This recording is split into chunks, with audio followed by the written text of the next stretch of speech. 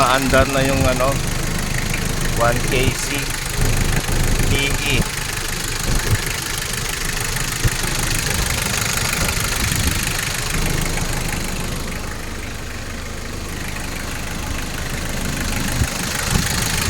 Okay na.